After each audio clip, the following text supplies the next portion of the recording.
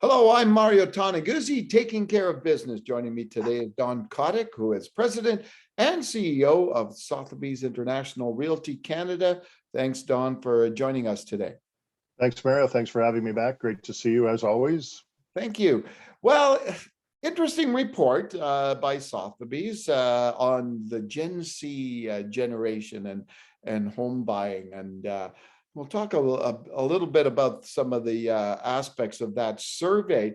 Let's start off with the fact that 47% of urban Canadian Gen Zs rank proximity to work as their top priority in their first home purchase. What does that signify to you and the why behind that? Well, I think there's a lot of speculation before our surveys. This is actually the third piece of three components to a survey that we've actually run on the Gen Z.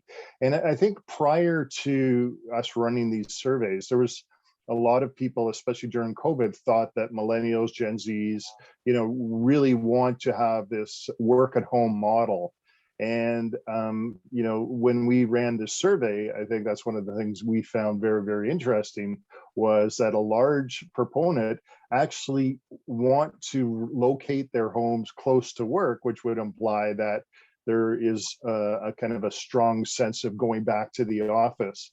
And that's kind of what we saw. And that was one of the most surprising things, that out of the Gen Z, there were more Gen Zs that want to work in a hybrid model than some of the baby boomers. It was the baby boomers that wanted to go to the remote model, where a larger percentage wanted the hybrid model. So we found that kind of result very, very fascinating. Mm-hmm.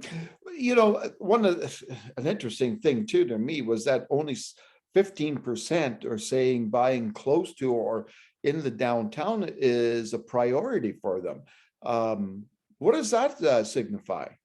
Well, I think what it means is that they, a lot of them, want to have jobs out in the suburbs and just outside of the city centers.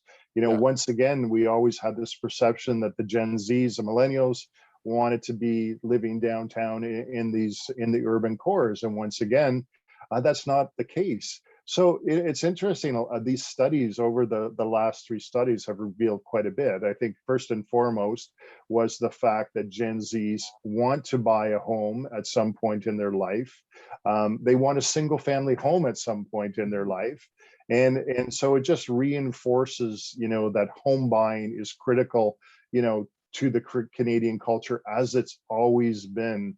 And so it just really bodes well, because for a while there, I think we discussed this last time, there was, prior to our studies, that the Gen Zs and millennials were just going to be content renting. They wanted a different lifestyle. They wanted it.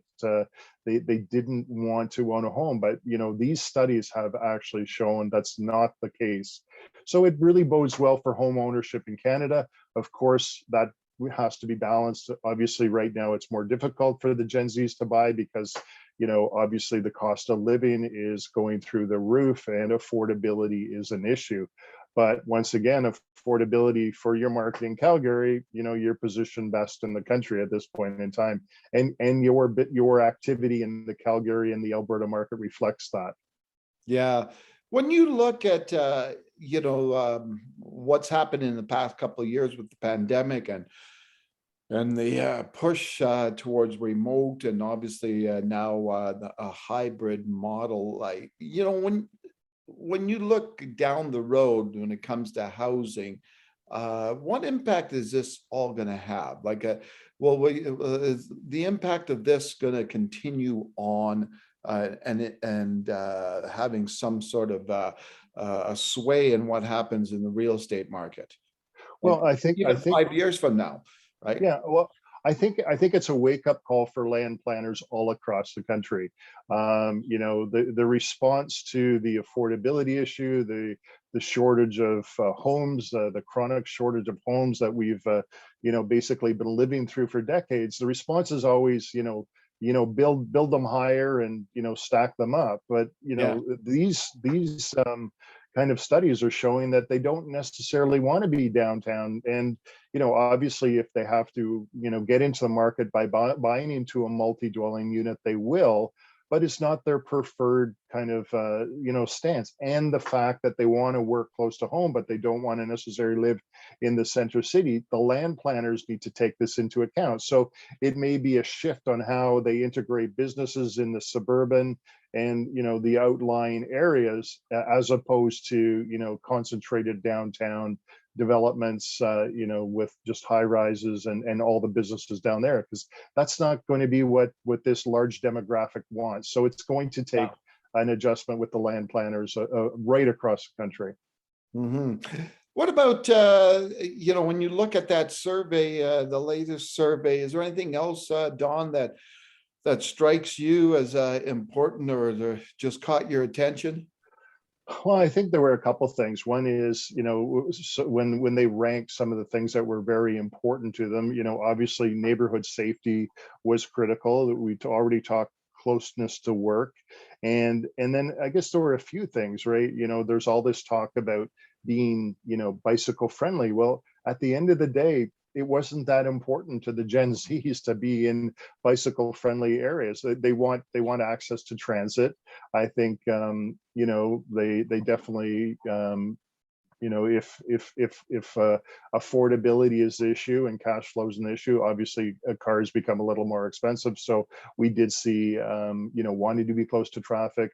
But interestingly, the thing that kind of jumped out was the fact that they didn't necessarily want cycling friendly areas. And the other thing that we actually found, something which is kind of contrary probably to the popular thinking, was they didn't necessarily want to be close to clubs and bars, which we originally thought they did. That's not a priority for them. So those were some of the interesting things that jumped out at us.